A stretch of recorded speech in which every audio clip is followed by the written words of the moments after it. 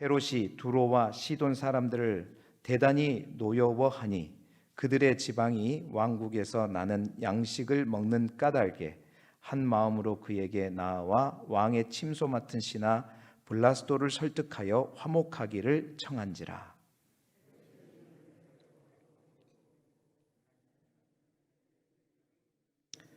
백성들이 크게 부르되 이것은 신의 소리요 사람의 소리가 아니라 하거늘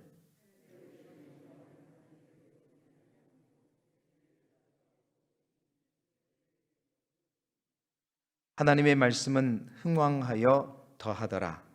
바나바와 사울이 부조하는 일을 마치고 마가라 하는 요한을 데리고 예루살렘에서 돌아오니라. 아멘. 아멘. 할렐루야. 오늘 이 밤에도 제목이 좀 범상치 않죠? 가장 위험한 뭐라고요? 도둑질이라는 제목으로 하나님의 말씀을 함께 나누도록 하겠습니다. 오늘 저녁에 나눌 것은 도둑질입니다. 여러분, 도둑질 한 번도 안 해보신 분들 조용히 손 들어 보세요. 지금도 도둑질 하고 계신 분들 있어요? 그러면 안 되죠. 큰일 납니다. 저도 어렸을 때 도둑질을 한 적이 있는 것 같아요. 부끄럽지만. 근데 우리나라는 이 도둑질에 대해서 약간은 뭔가 좀 심각하고 큰 죄로 받아들이는 분위기보다는 그렇다고 해서 도둑질 괜찮다 이렇게 바라보는 건 아니죠. 그러나 뭔가 친근함은 아니더라도 뭔가 관대한 것 같은 그런 느낌이 들어집니다. 왜냐하면 이 도둑이라는 용어가 쓰이는 용례를 보게 되면 우리는 잘 알 수가 있죠. 여러분, 사위를 뭐라 그래요? 백년손님. 백년손님. 어려운 손님이란 얘기입니다. 백년손님이라는 거는. 근데 사위를 또 뭐라 그러죠? 도둑놈? 무슨 도둑이에요? 딸도둑. 그럼 딸도둑이라고 할 때 그 딸도둑이가 부른 것은 사위 나쁜 놈, 죽일 놈이라는 거예요? 죄인이라는 거예요? 아니죠. 착한 도둑이다. 그런 의미, 약간 도둑에 대한 이미지가 우리는 무조건 막 죄인이고 나쁜 이미지라기보다는 딸도둑 할 때 이미 도둑이라는 이미지는 좋은 도둑이구나, 좋은 도둑도 있구나, 이런 인식이 우리 안에 딱 바뀌는 거죠. 또한 여러분, 밥을 많이 먹도록 우리의 식욕을 돋구는 훌륭한 반찬, 예를 들자면 게장이나 젓갈, 이런 것들을 뭐라 그러죠? 밥도둑. 밥도둑 하면 밥이 죄인이에요. 죄가 밥 먹는 게 죄인은 아니잖아요. 밥도둑이라 할 때 그 도둑의 의미에서 벌써 우리는 도둑이라는 그 단어 자체를 심각한 죄인의 그런 개념으로 사용하는 게 아니라 뭔가 좋은 도둑, 우리의 식욕을 돋궈주는 그러한 도둑, 그런 의미로 사용되지요. 잘 삭은 김치, 막 입에 군침이 돌죠. 잘 삭은 김치를 이끌어서 맛도둑이라고 부르잖아요. 뿐만 아닙니다. 여러분, 어렸을 때 다 해보셨을 거예요. 시골이니까 더욱더. 설이 아시죠? 설이라고 그러죠.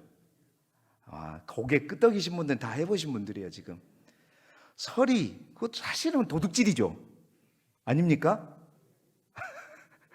근데 우리나라는요, 그 설이가 남의 것을 도둑질해서 먹는 이야기가 뭐가 돼요? 추억이 되고 미담이 되는 나라가 어느 나라다? 대한민국이다. 그렇습니다. 너무나도 힘들게 살았기 때문에 이제 그런 건데, 뭔가 도둑질과 관련돼서 우리가 뭔가 모르게 우리는, 우리나라의 문화는 그게 꼭 악하고 죄되고 막 이런 분위기보다는 뭔가 그래도 좋은 편의 어떤 친숙한 그런 친근함까지도 있는 것이 사실이죠. 사흘을 굶어 도둑질 안 할 사람이 없다. 그 말은 그렇죠.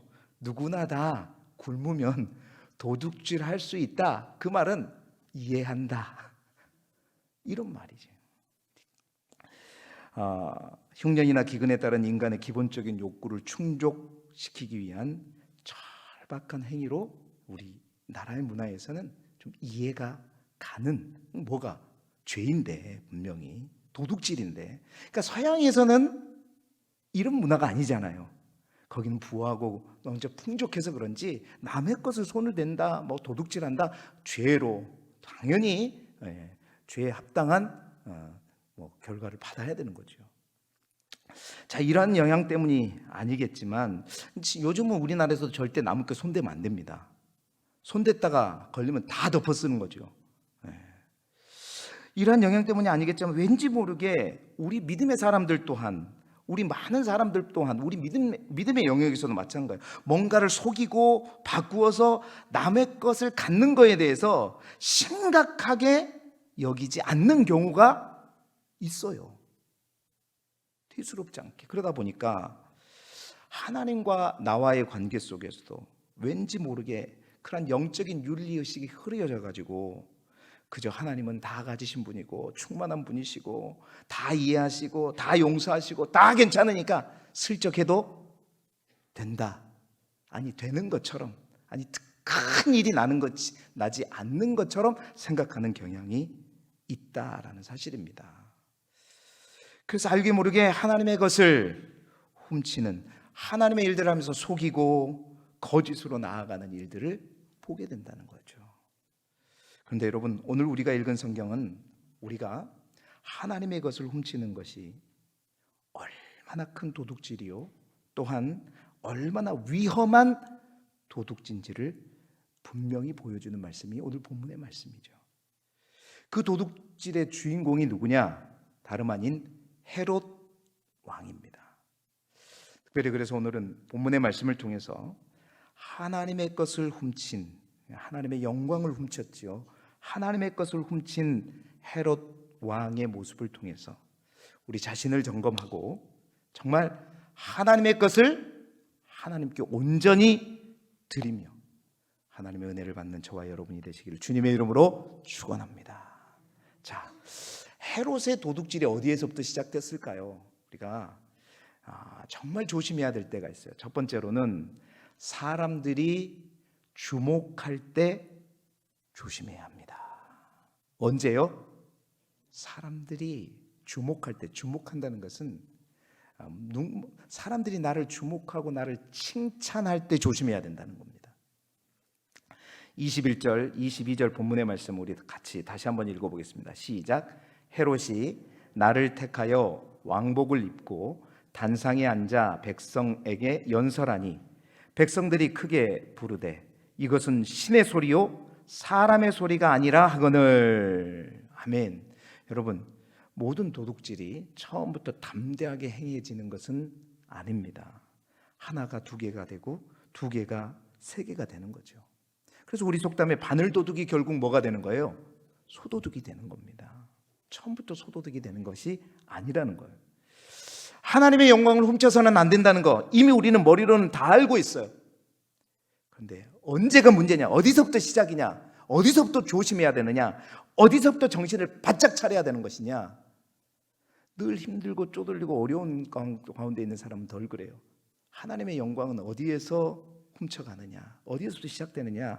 다름 아닌 사람들이 나를 주목할 때입니다. 사람들이 나를 칭찬할 때예요. 여러분, 칭찬은 고래도 춤추게 한다고 말했죠. 사람은 얼마나 춤추겠어요?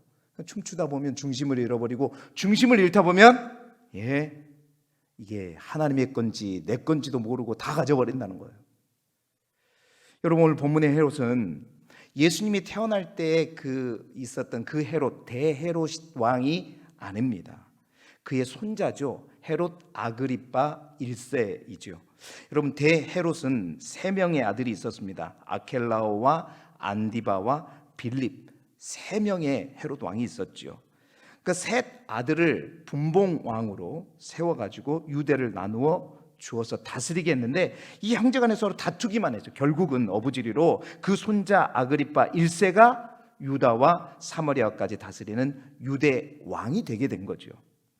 자, 아그리파 왕은 그렇습니다. 유대인의 왕으로서 큰 세력을 가졌지만 실제로는 이 유대라고 하는 이 땅이 누구의 것이었냐? 그 유대 왕 위에 누가 있었냐면 로마 황제가 있었죠. 그리고 로마 황제로부터 파송받는 총독이 있었죠. 빌라도가 유대를 실제적으로는 지배하고 있었습니다. 헤롯이 왕이었지만 실제적인 권력은 빌라도에게 있었죠. 그러고 보니 헤롯은 유대 왕이었지만 로마 총독 빌라도의 눈치를 철저하게 보아야 했습니다. 그러나 로마 총독 빌라도는 괜히 자기가 막 영향력을 많이 하게 되면 또 유대 사람들로부터 많은 지탄을 받기 때문에 그는 항상 그랬어요. 유대가 소동이 없는 정치적인 평화를 누리는 것을 원했습니다. 그래서 로마 황제의 눈치와 빌라도의 눈치를 보던 헤롯은 유대인들의 마음을 얻고자, 그래서 아무 일이 없이 조용하기를 항상 원했지요. 그래서 헤롯 아그리빠는 계속해서 그 유대인에게 환심을 사고자 했습니다. 친해지려고 했어요. 모두가 다 자기를 좋아하도록 인기를 얻으려고 했단 말이에요. 그래서 우리가 지난주에 보았던 야고보라고 하는 주님의 제자를 죽였던 이유가 뭐냐면 그러니까 그런 거예요. 예수만 죽이면, 예수 그리스도만 죽이게 되면 유대 땅이 다 조용해질 줄 알았거든요. 그런데 오히려 그 예수님이 사흘 만에 어떻게 했죠? 살아나셨어요. 그리고 하늘로 승천하시고 오순절 성령 강림으로 제자들이 성령 충만함을 받게 되자 예루살렘 이곳저곳을 다니면서 복음을 전하기 시작하자 수많은 사람들이 회개하여 세례를 받고 예루살렘 교회가 세워져 버린 거예요.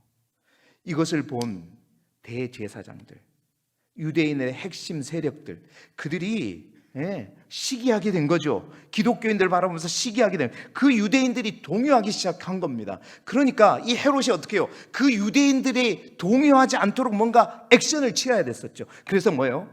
그 기독교 예루살렘 교회 주님의 제자 가운데 한 사람이었던 누구? 야고보를 시범타로 칼로 그냥 정식적인 절차도 밟지 않고 칼로 죽여버린 거예요. 그랬더니 어떤 현상이 일어났어요? 그 유대인들이 좋아해요, 안 좋아해요? 좋아하는 거예요. 와, 이게 좋은 방법이네. 기독교인들을 핍박해야 되겠다. 주님의 제자들 가운데 한 사람이었던 야고보 말고 더 영향력 있는 제자 누구? 베드로를 죽이자. 그래서 베드로를 옥에 가두었던 겁니다. 그런데 우리가 지난주에 봤죠. 어떻게 해요? 그를 죽이려고 했던 그 전날 밤에 베드로는 그 깊은 옥에서 천사들의 도움을 받아 옥문을 열고 나오게 되었죠. 베드로가 어디로 간지 아무도 몰랐습니다. 이거 보통 사건이 아니었죠. 그럼에도 헤롯은 베드로가 옥에서 나왔다는 것을 알면서도 그것을 가지고 크게 문제 삼고 그것이 하나님의 능력이라 관심도 없었죠. 그런 가운데 그는 그 파수꾼들, 베드로를 지키지 못한 파수꾼들을 죽이라고 명한 후에 오늘 성경에 보면 가이사랴로 가서 머물게 됩니다. 그래서 그곳에서 헤롯이 어느 날 날을 정해서 왕복을 입고 단상에 앉아 백성들에게 연설을 할 때 그 백성들의 반응이 오늘 우리가 읽었던 22절의 말씀이에요. 우리 22절의 말씀 다시 한번 읽어볼까요? 시작. 백성들이, 화면 한번 띄워주세요. 백성들이 크게 부르되 이것은 신의 소리요 사람의 소리가 아니라 하거늘. 아멘. 여러분, 그러니까 얼마나 헤롯이 많은 사람들의 마음을 얻고 있고 또 많은 사람들의 인기를 누리고 있는가를 볼 수 있는 거예요. 많은 사람들이 진짜 신의 소리로 생각했는지 어쩐지는 모르겠지만 대부분 아첨하는 소리죠. 잘 보이려고 하는 거예요. 막 그렇죠. 뒤에서 막 붕붕붕 띄워주는 거죠. 자, 그러고 있을 때 헤롯은 이미 그러면서 많은 사람들의 그 칭찬의 소리, 또 관심의 소리, 주목하는 눈, 그거에 완전히 어두워져 가지고 그 사람들의 주목의 마음을 뺏겨 버려서 오늘 성경은 뭐예요? 하나님께로 가야 할 영광을 어떻게 했다? 헤롯이 자기가 차지해 버렸다라고 말하고 있습니다. 바로 그 단계까지 이르게 된 거예요. 사랑하는 성도 여러분, 사람들이 나를 잘한다고 칭찬할 때, 주목할 때 정말 조심해야 된다. 그때가 우리가 하나님으로부터 가장 큰 것을 도둑질할 수 있는 시작이 바로 거기서부터 출발하는 거예요. 그래서 여러분 사도 바울도 뭐라고 얘기했습니까? 고린도전서 10장 12절에 함께 읽어볼까요? 그런즉 선줄로 생각하는 자는 넘어질까 조심하라. 하나님보다도 사람이 더 주목받을 때 여러분 우리는 반드시 주목해야 합니다.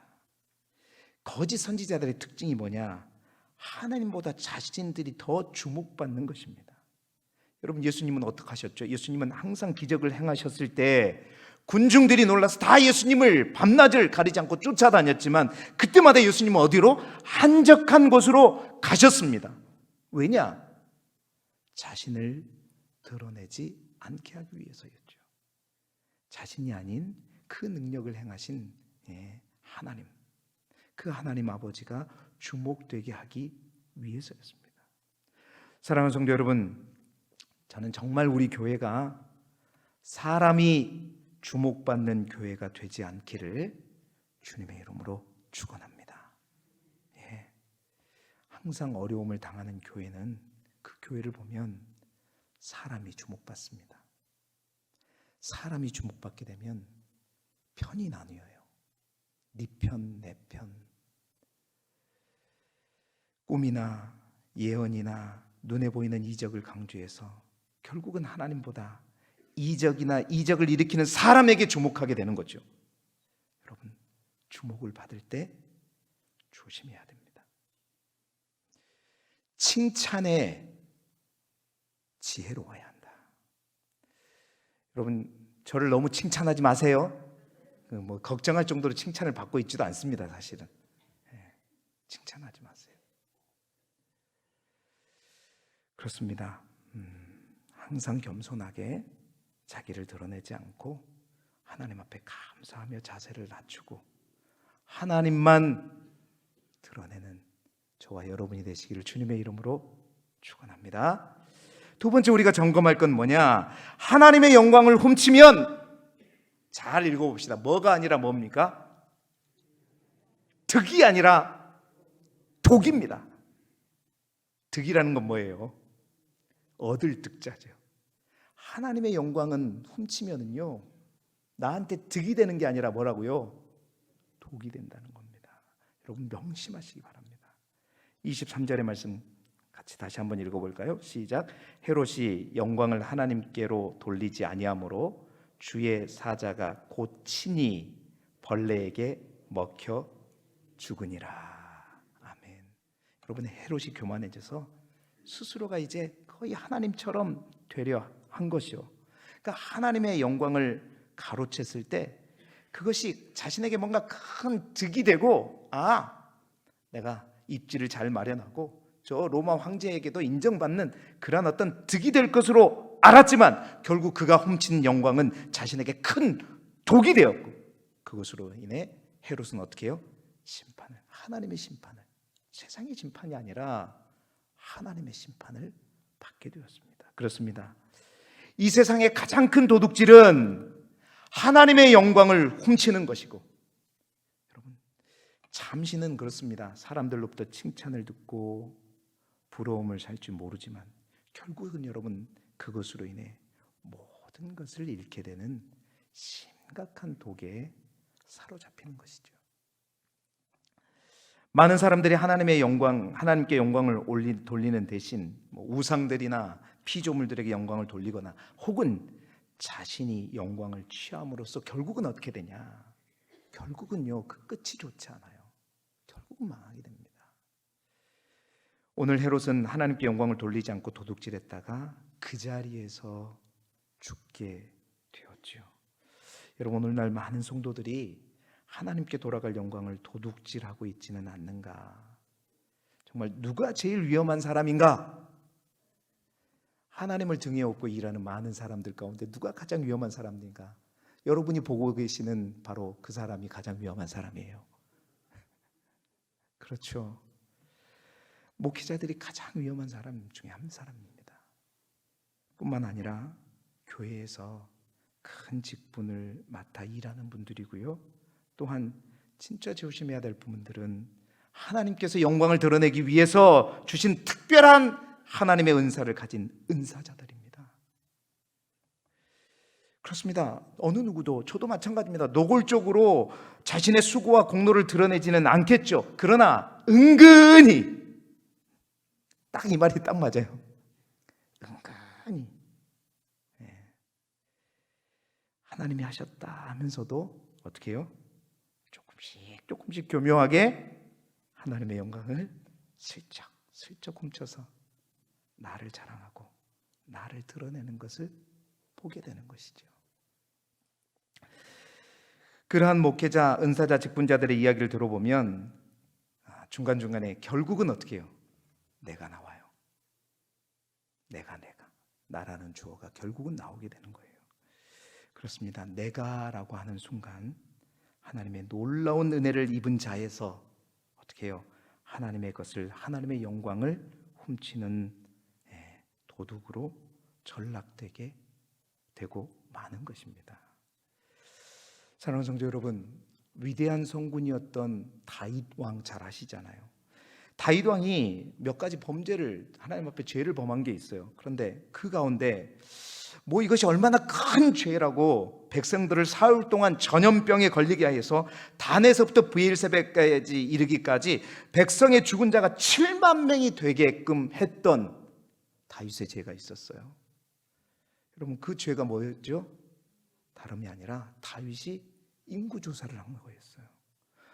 아니, 백성들이 수가 얼마나 되는지 인구조사를 하는 게 뭐 그렇게 큰 죄라고 단에서 브엘세바까지 이스라엘 백성 7만 명을 3일 동안에 죽여버리냐. 하나님 정말 무서운 하나님, 왜 그런지 모르겠다. 여러분, 우리가 잘 아셔야 됩니다. 그 인구조사는 단순한 인구조사가 아니었던 거예요. 다윗은 인구조사를 함으로써 그 순간 어떤 마음을 갖게 되었냐면, 항상 하나님의 은혜고 하나님이 하셨다고 고백, 어느 순간 그 안에 내가 얼마나 많은 일을 행했는가, 얼마나 많은 인원들이 있는가, 얼마나 많은 나라가 부강했는가. 그렇습니다. 오늘 강력한 이스라엘을 건설하는 것이 바로 내가 얼마나 그 큰 일을 했는가 스스로를 과시하기 위한 그 중심과 마음으로 했던 것이 바로 다윗의 인구조사였습니다. 다시 말해서 뭐예요? 그것은 바로 하나님의 영광을 훔친 죄였죠. 다윗은 이러한 자신의 마음이 하나님 앞에 들켜버렸습니다. 그래서 그 마음을 자책하면서 하나님 앞에 이렇게 기도하죠. 사무엘하 24장 10절의 말씀입니다. 우리 길지만 함께 읽어보겠습니다. 시작. 다윗이 백성을 조사한 후에 그의 마음에 자책하고 다윗이 여호와께 아뢰되 내가 이 일을 행함으로 큰 죄를 범하였나이다. 여호와여, 이제 간구하옵나니 종의 죄를 사하여 주옵소서. 내가 심히 미련하게 행하였나이다 하니라. 아멘. 내가 이 일을 행하면, 이 일이 뭐예요? 인구조사예요. 본인 스스로가 안 거예요. 내가 왜 이 인구조사를 했는지 하나님께서 모를 줄 알았죠. 하나님이 다 하시는 것을 보고, 하나님, 제가 이 일을 행함으로 큰 죄를 범하였나이다. 우리가 보기에는 인구조사하는 게 대수로운 거냐라고 생각할 수 있지만 하나님은 그 중심을 보신 것입니다. 그런데 그 중심에서 그가 도둑질한 게 뭐냐? 다름이 아니라 하나님의 영광을 도둑질했다는 거예요. 하나님이 온전히 받아야 할 영광을 자신의 영광으로 가로채버렸다는 거예요. 별거 아닌 게 아니었습니다. 큰 죄를 범하였나이다. 큰 죄를 범하였나이다. 사랑하는 성도 여러분, 그렇습니다. 하나님의 영광을 훔치는 죄는 큰 죄입니다. 그런데 이러한 큰 죄는 비단 이 영적인 자랑만이 아닙니다. 내가 행한 어떤 일뿐만이 아니라, 사실은 저는 헌금에 관한 설교를 잘 하는 편은 아닙니다. 거의 하지는 않습니다. 하나님의 영광을 가로치는 것은 우리의 물질과 경제관에 있어서도 사실은 동일합니다. 주님이 베푸신 은혜에 대한 모든 것이 하나님의 은혜임을 고백하는 마음으로 드리는 물질의 고백에 있어서도 우리는 은근히 하나님께 온전히 드려야 돼. 하나님은 우리의 모든 걸 다 달라고 분명히 말하지 않습니다. 그리고 그것을 주면 너희들이 손해될 거라고도 말하지 않습니다. 하나님은 부족해서 달라고 하는 게 아니라, 그것을 통하여서 우리의 믿음을 보시고 더 큰 축복을 주시기 위해서 우리가 그 물질에 사로잡혀 있는지 하나님 앞에 사로잡혀 있는지를 보시는 것이죠. 근데 은근히 우리는 하나님께 드릴 것을 훔치고 있지는 않는가? 하나님의 영광을 도직하는 이 범죄는 여러분, 또 하나님의 것을 또한 내가 가져버리는 이 범죄는 반드시 그 배후에 조력자가 있습니다. 여러분, 누구일까요? 누구일까요? 내 남편이에요? 사단입니다. 마귀입니다. 하나님의 영광을 끊임없이 다른 곳이 향하도록, 우리 인간이 가져버리도록. 그래서 아담과 하와가 그렇게 된 것이고, 그리고 인간은 바벨탑을 쌓았던 것이고, 다 그렇게 된 거죠. 여러분, 물질이 있는 곳에 분명히 우리의 마음이 있는 것이 사실입니다. 그 물질에 사로잡혀 있으면 우리는 하나님께 온전히 영광을 돌릴 수 없는 것이죠. 하나님 앞에 인색하면요, 당장은 내가 그거 조금 더 가지는 것 같고 많아지는 것 같고 넉넉해지는 것 같지만, 그것이 나에게 득이 되는 것 같지만, 여러분 분명히 아시기 바랍니다. 득이 아니라 뭐다? 독이다. 여러분, 득과 독은 우리 한글이 참 재밌어요. 점 하나 차이입니다. 점 하나 차이예요. 득이냐 독이냐, 점 하나 차이입니다. 제가 만난 어떤 분은 항상 부족해도 항상 하나님 앞에 드릴 것을 먼저 준비하고 드리고 나머지를 쓴다고 합니다. 왜? 내가 쓸 걸 먼저 하고 남은 것 가지고 하나님께 드리려고 하면 항상 부족해요. 항상 모자라요. 뿐만 아니라 그분은 혹 내가 나도 모르게 영광을 훔쳤을까 봐 항상 더 넉넉하게 하나님 앞에 매주 감사의 예물을 드린다고 해요. 헌금 이야기를 해서 죄송합니다. 헌금 이야기가 아니라 우리의 마음 이야기입니다. 우리의 마음 이야기예요. 사랑하는 성도 여러분, 하나님 앞에 완전한 범죄는 없습니다. 하나님은 반드시 우리가 하나님 앞에 갔었을 때 물으십니다. 내가 그때 그 많은 것들을 너에게 맡겨주었을 때 너는 그것을 뭘 위해 썼느냐? 공으로 주신 게 아닙니다. 여러분 배부르고 먹고 살라고 준 게 아니라 하나님의 영광을 위해 최소한의 것들은 반드시 드릴 것은 드려야 된다. 그것마저도 가진다면 그것은 하나님의 것을 훔치는 것입니다. 하나님은 반드시 기억하신다.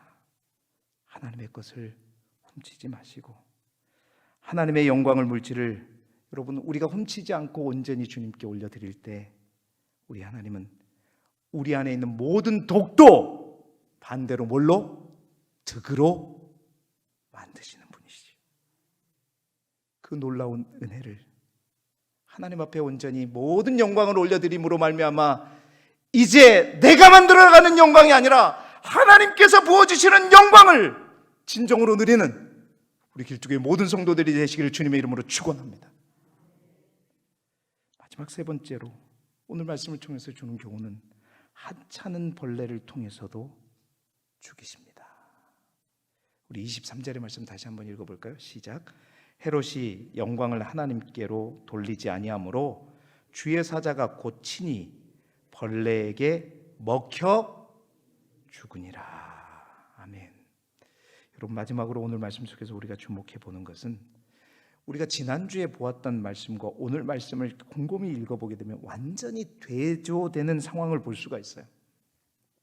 간절히 기도함으로 하나님의 영광이 드러나기를 구했던 예루살렘 교회와 그 중보 기도의 동역을 통해서 천사들의 도움을 통해 기적적으로 옥에서 풀려나온 베드로의 사건, 지난주의 사건이죠. 그 베드로의 일과 오늘 많은 유대인들에게 지지를 얻으며 그야말로 많은 사람들이 신처럼 여기는 그 헤롯의 운명적인 결과를 완전히 대조해서 보여주고 있다는 겁니다.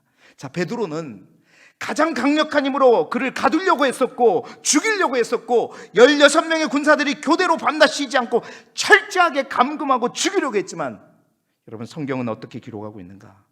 주의 사자가 나타나서 주의 사자가 나타나서 이제는 죽었구나 하고 잠자고 있는 베드로의 옆구리를 툭툭툭툭 건드려서 어떻게 해요? 사자가 깨웁니다. 깨워서 뭐라 그래요? 깨우자마자 베드로에게 있는 쇠사슬이 그의 손에서 어떻게 됐다? 벗겨집니다. 그리고 베드로에게 신과 옷을 입으라고, 죄수복 말고 밖으로 나갈 신과 옷을 입으라고 말합니다. 그리고 나를 따르라 했어요. 그 사자를 따랐더니 프리패스, 여러분 프리패스가 뭐예요? 그냥 다 열리는 거예요. 그냥 첫 번째 파수꾼이 분명히 있는데 그냥 지나가도 파수꾼은 몰라. 두 번째 파수꾼도 프리패스, 마지막 또 시내로 가는 그 문도 어떻게 해요? 저절로 열리더라. 여러분, 모든 힘이 다 동원돼서 가두려고 하고 또한 죽이려고 하는데도 불구하고 성경은 뭘 강조하고 있냐면 다 열리더라, 다 뚫더라, 다 통과하더라, 다 돌파하더라. 아멘 좀 하십시오. 갇히고 싶으세요? 그렇게 갇히고 싶으시면 갇히시든지. 그런데 헤롯은 많은 이들이 환호하고 당신은 사람이 아니라 신이다 라는 말을 들을 정도로 높아지고 많은 사람들에게 추앙을 받았죠. 그런데 성경은 분명히 말하고 있습니다. 똑같이 주의 사자가 등장해요. 그 감옥에도 등장하고 또한 이 헤롯에게도 등장한데 그 주의 사자가 등장해서 헤롯을 친히 어떻게 됐어요? 성경에 벌레에 먹혀 죽으니라. 여러분, 하찮은 벌레에 먹혀서 죽고 있다. 여러분, 성경은 분명히 뭔가를 비교해서 대조해서 말하고 있는 겁니다. 그들의 운명을 비교해 보십시오. 한쪽은 군인의 힘을 다해서 동원해서 그렇게 죽이려고 온갖 힘과 가두고 애를 쓰고 했는데도 불구하고 살려내고 어찌됐든 살려내는데, 한쪽은 아무것도 아닌 벌레에 의해서 어떻게 해요? 허망하게 그냥 죽어버리죠. 여러분, 이것이 하나님의 영광을 드러내는 삶을 사는 사람의 인생과 하나님의 영광을 훔치는 사람의 인생의 과정이요, 결말인 것입니다. 정말 저와 여러분의 인생이 어떤 환난과 고난 속에서도 우리 하나님께서 친히 보내신 주의 천사가 나타나 우리를 일으키시고 깨우시고 모든 묶인 것들을 풀어헤치시고 우리보다 앞서가시며 우리를 이끄시고 이 가는 곳곳마다 문이 열리는 역사가 일어나기를 주님의 이름으로 축원합니다. 반대로 별것 아닌 병에도 심각한 어려움을 당하고 하찮은 실수로 인해 모든 것을 잃어버리고 작은 잘못인 것 같은데 그것이 치명적으로 나를 해하고 있다면, 여러분, 우리 스스로를 점검하자. 내가 가장 큰 도둑질을, 가장 위험한 도둑질을 내 삶 속에서 행하고 있지는 않는가. 사랑하는 성도 여러분, 이제 말씀을 마무리합니다. 기독교 교리를 정리한 소요리 문답의 제1문항에 무엇이 있는가? 바로 사람의 가장 중요한 본분, 그 사람이 이 땅에 오게 된 목적에 대해서 분명히 말하고 있습니다. 인간의 최고의 목적은 뭐냐? 하나님을 영화롭게 하는 것과 영원토록 그를 즐거워하는 것이다. 이것이 하나님께서 우리를 창조하시고 만드시고 보내신 목적이다라는 겁니다. 또한 하나님은 이사야 선지자를 통해서 거듭 말씀하셨죠. 이사야 43장 22절 4, 3, 2, 1 기억하세요? 4, 3, 2, 1 읽어봅시다. 시작. 이 백성은 내가 나를 위하여 지었나니 나를 찬송하게 하려 함이니라. 아멘. 찬송이라고 하는 이 히브리어 트힐라라고 하는 히브리어는 찬송이란 뜻과 칭찬이란 뜻과 영광이라는 의미를 가지고 있습니다. 그러니까 이 백성은 내가 나를 위하여 지었나니 나를 찬송하고 칭찬하고 나에게 영광을 돌리게 하려 함이니라. 우리가 이 땅에 보내진 목적이라는 겁니다. 우리는 그것을 위해 이 땅에 보내지고 우리를 통해 하나님께서 부어주신 모든 은혜는 바로 그 목적을 위해 존재하는 것이죠. 숟가락과 젓가락이 있습니다. 숟가락은 어느 때 쓰죠? 밥을 떠먹고 국을 떠먹는 데 쓰는 겁니다. 젓가락은 맛있는 반찬을 먹을 때, 맛있는 칩을 때 쓰는 거죠. 그런데 그 젓가락으로 국을 떠먹으면 된다 안 된다? 안 되는 것이죠. 우리를 이 땅에 보내신 분명한 목적이 있습니다. 그것에 대해서 하나님의 심판대했을 때 분명히 하나님은 말씀하십니다. 그것을 위해서 내가 이런 축복을 줬고 이런 은혜를 줬고 이런 영광을 드렸는데 너는 그것을 통해서 다 네가 가졌냐? 하나님을 훔치는 것은, 하나님 것을 훔치는 것은, 하나님의 영광을 훔치는 것은 가장 위험한 도둑질을 일삼는 것입니다. 그런 우리가 되지 않기를 소망합니다. 그 시작은 사람들에게 주목받을 때 조심하라. 그리고 하나님의 영광은 훔치면 우리에게 득이 되는 것이 아니라 엄청난 독이다. 또한 그런 자들에게는 하찮은 일로도 우리 하나님은 넘어지게 하시고 또한 심판하시는 것입니다.